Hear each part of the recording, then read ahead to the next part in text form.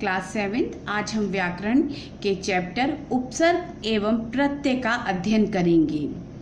सबसे पहले हमें यह समझना होगा कि शब्द से नवीन शब्द का निर्माण कैसे होता है। उपसर्ग और प्रत्यय दोनों ही शब्द निर्माण में महत्वपूर्ण भूमिका निभाते हैं। शब्द निर्माण, हिंदी भाषा में शब्द निर्माण 4 प्रकार से होता है, जैसे उपसर्ग द्वारा, प्रत्यय द्वारा, समास द्वारा और संधि द्वारा। ठीक, आज हम पढ़ेंगे उपसर्ग के द्वारा कैसे शब्द निर्माण होता है। आइए, हमारा टॉपिक है उपसर्ग। जो शब्दांश किसी शब्द से जुड़कर अपने अर्थ में विशेषता या परिवर्तन लाते हैं उन्हें उपसर्ग कहते हैं। सबसे पहले आपको ये देखना होगा कि उपसर्ग शब्द के आगे लगते हैं और प्रत्यय शब्द के पीछे लगते हैं। कहीं कहीं पर आपको ये किसी शब्द में आपको ये दोनों ही लगे हुए दिखेंगे।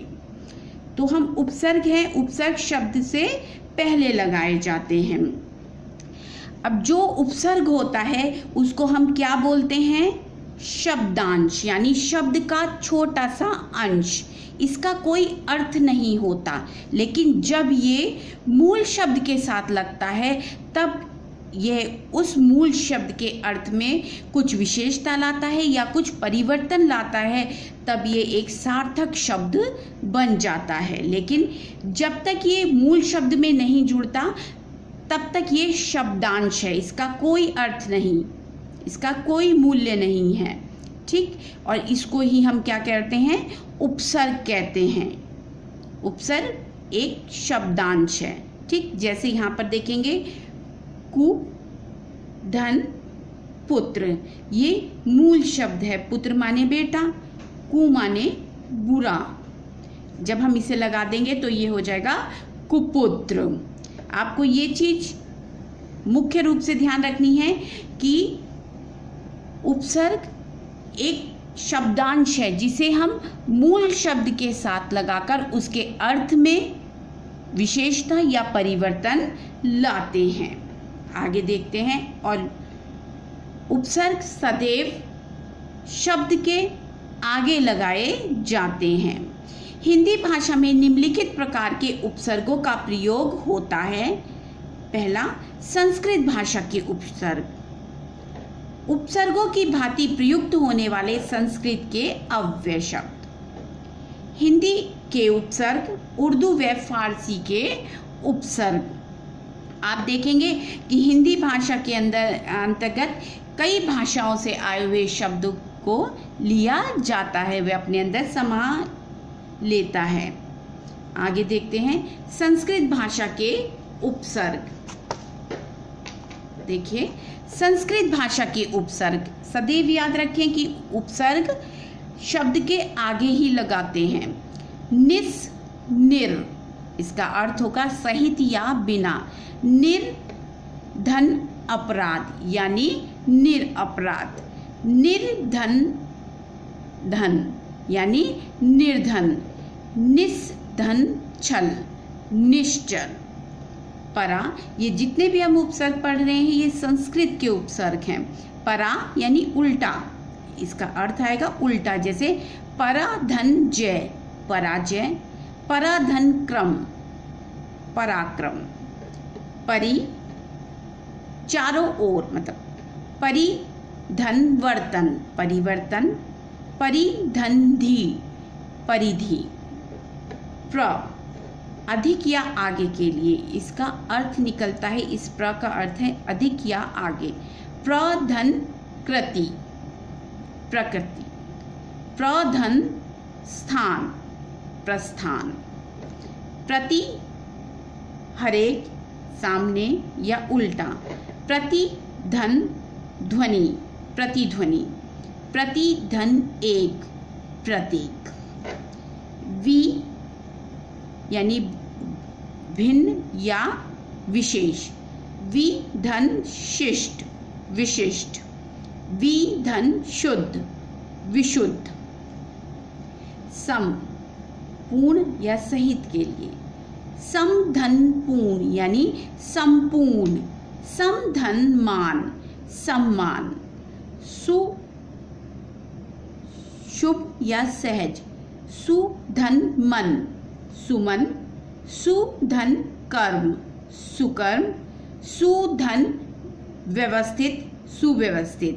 आप देखेंगे कि खाली इन शब्दों का कभी भी इन शब्दांश इन उपसर्गों का प्रयोग नहीं होता वाक्य में, क्योंकि इनका कोई अर्थ ही नहीं होता। लेकिन जब ये मूल शब्द के साथ लग जाते हैं, किसी शब्द के आगे लग जाते हैं, तो वह उस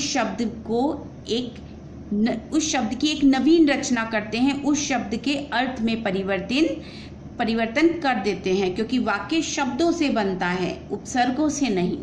आगे देखते हैं। आ तक और पूर्ण। आ धन क्रमक आक्रमक। आ धन जन्म आजन्म। अति बहुत या अधिक। अति धन अंत अत्यंत। अति धन अधिक अत्यधिक। अति धन रिक्त अतिरिक्त। अधि श्रेष्ठ या ऊंचा। अधि धन शुल्क अधिशुल्क। अधि धन नायक अधिनायक। अधि धन आदेश अध्यादेश। अनु समान पीछे या बाद में। अनुधन कूल अनुकूल। अनुधन राग अनुराग। अप देखें, अप माने बुरा या गलत, इसका अर्थ अपधन हरण अपहरण। अनुधन शासन अनुशासन। अभी सामने निकट और। अभिधन भावक अभिभावक। अभिधन श्राप अभिश्राप। अब हीन बुरा नीच, ये इसका अर्थ है। अवधन काश अवकाश। अवधन नीति अवनीति। उत ऊंचा। उत धन तम उत्तम। उत धन कृष्ट उत्कृष्ट। अप निकट या समान। उपधन हार उपहार। उपधन ग्रह उपग्रह। आइए अब आगे देखते हैं। उपसर्ग की भांति प्रयुक्त होने वाले संस्कृत के अव्यय, जैसे बहिर माने बाहर। बहिष्धन कार यानी बहिष्कार। बहिर्धन गमन बहिर्गमन। सह साथ। सह धन योग सहयोग। सह धन मति सहमति। पुनः फिर। पुनर्धन जन्म पुनर्जन्म। पुनर्धन विवाह पुनर्विवाह। सत अच्छा, अर्थ क्या है इसका? अच्छा। सत धन जन सज्जन। सत धन पुरुष सत्पुरुष। सम यानी समान। सम धन कोण यानी समकोण यानी चारों तरफ से इक्वल। सम धन कालीन समकालीन। अंतः और अंतर यानी अंदर। अंतर धन राष्ट्रीय अंतरराष्ट्रीय। अंतः धन कर्ण अंतःकर्ण। अध नीचे। अध धन गति अधोगति। अध धन पतन अधपतन। पुरस सामने। पुरस धन कार पुरस्कार। पुरा प्राचीन। पुरा धन तन पुरातन। पुरा धन जीव पुरा जीव।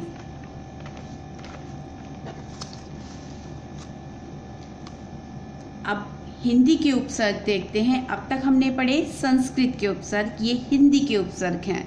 अ अन अभाव और निषेध के लिए। अ धन लग अलग। अन धन जान अनजान। अन धन होनी, अनहोनी। उ अभाव, उ धन ऋण, उऋण। अध माने आधा, अध धन खिला, अध खिला यानी आधा खिला हुआ। अध धन पका, अध पका। पर दूसरा, पर धन नाना, पर नाना। पर धन हित, पर हित यानी दूसरे के हित में। और यहाँ पर नाना से मतलब है मम्मी का, मम्मी के नाना। नि रहित, नि धन डर, निडर। नि धन हत्या, निहत्ता। भर माने पूरा, भर धन पेट यानी भर पेट। भर धन मार, भर मार।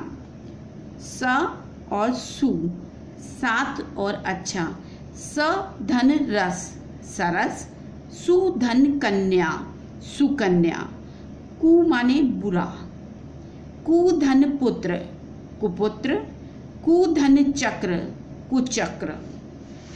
आगे देखें, इसी तरीके से उर्दू और फारसी के भी उपसर्ग जो हिंदी भाषा में हम प्रयोग करते हैं, जैसे बे बिना के लिए प्रयोग होता है, इसका अर्थ बिना होता है। बेधन वजह, बेवजह। बेधन दाग, बेदाग। एन ठीक। एन धन मौका, एन मौका। एन धन वक्त, एन वक्त। कम थोड़ा, कम धन जोर, कमजोर। कम धन उम्र, कम उम्र।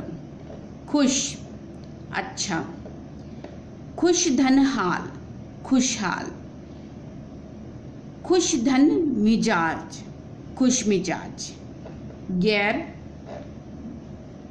विभिन्न, इसका गैर का अर्थ होता है विभिन्न, भिन्न। गैर धन कानूनी, गैर कानूनी। गैर धन जिम्मेदार, गैर जिम्मेदार। ना नहीं। ना धन लायक, नालायक। ना धन समझ, ना समझ। ब साध, बा धन खूबी, बखूबी।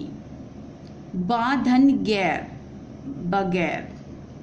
बद बुरा, बद धन नाम, बदनाम। बद धन सूरत, बदसूरत। बा सात के लिए। बा धन अदब, बा अदब। बा धन कायदा, बाकायदा। आप देखेंगे ये सारे उपसर्ग हैं, ये उनके अर्थ हैं, और ये हमारा उपसर्ग और ये मूल शब्द, और ये बना नवीन शब्द। ये आपने हिंदी के उपसर्ग जाने कि हिंदी, उर्दू, संस्कृत के उपसर्ग जाने। प्रत्यय हम दूसरी क्लास में आपको पढ़ाएंगे, दूसरे वीडियो में आप इनका अभ्यास करेंगे। लेकिन इसकी मेन बात, जो मुख्य बात है, वो आप सदैव याद रखें कि उपसर्ग शब्द से, मूल शब्द से पहले जुड़ते हैं। ठीक, उपसर्ग को शब्दांश भी कहते हैं, शब्द का एक छोटा सा टुकड़ा, शब्द का छोटा अंश जिसका अपना कोई महत्व नहीं होता, क्योंकि कभी भी वाक्य में कु का प्रयोग नहीं होता। जब कु किसी और शब्द, उपसर्ग जब किसी मूल शब्द से जुड़ जाता है तब उसका अर्थ होता है। कुपुत्र शब्द का आपने वाक्य में प्रयोग देखा होगा, लेकिन खाली कु का प्रयोग आपने नहीं देखा होगा। इसलिए ये छोटा सा अंश है, जब ये मूल शब्द में जुड़ जाता है तब ये उस शब्द का, मूल शब्द के अर्थ में विशेषता या परिवर्तन लाता है। उपसर्ग पहले लगाए जाते हैं और प्रत्यय बाद में लगाए जाते हैं। अब आप एक बार अपनी बुक में से इन सारे मूल शब्द को अध्ययन करेंगे और इनका नवीन निर्माण, शब्द का निर्माण करने की, यही उपसर्ग लगाकर शब्द का निर्माण करने की कोशिश करेंगे, अभ्यास करेंगे।